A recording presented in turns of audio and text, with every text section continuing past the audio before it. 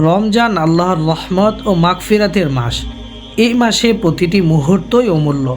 আজ আমি আপনাদের দেখাবো সাহারি ও ইফতারের দোয়া এবং রোজার নিয়ত, যা পড়লেই আল্লাহর নৈকট্য আপনার সাথে। রোজার নিয়ত।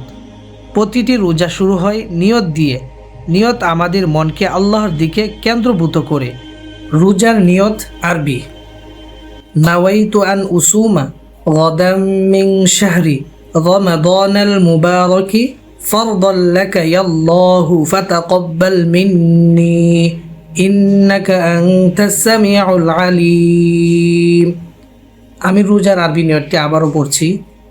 নাওয়াইতু আন উসুমা গাদাম মিন শাহরি রমাদানাল মুবারাকি ফারদাল লাকা ইয়াল্লাহু ফাতাকাব্বাল মিন্নি ইন্নাকা আনতাস সামিউল আলিম। যদি কেউ আরবি নিয়তটি না পারেন বা কিংবা শিখতে না পারেন, তাহলে আপনারা চাইলে এই বাংলা নিয়তটি করতে পারেন। আমি বাংলা নিয়তটি বলছি। আমি আগামীকাল পবিত্র রমজান মাসের রোজার নিয়ত করলাম, তা তোমার আদেশ অর্থাৎ ফরজ। অতএব আমার রোজা কবুল করো, নিশ্চয়ই তুমি মহাজ্ঞানী ও সর্বশ্রোতা। আমি রোজার বাংলা নিয়তটি আবারও বলছি।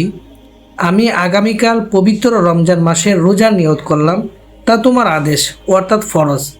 অতএব আমার রোজা কবুল করো, নিশ্চয়ই তুমি মহাজ্ঞানী ও সর্বশ্রোতা।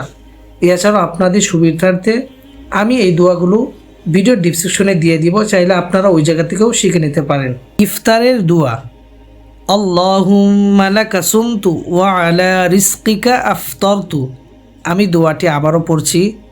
আল্লাহুম্মা লাকা সুমতু ওয়া আলা রিজকিকা আফতারতু।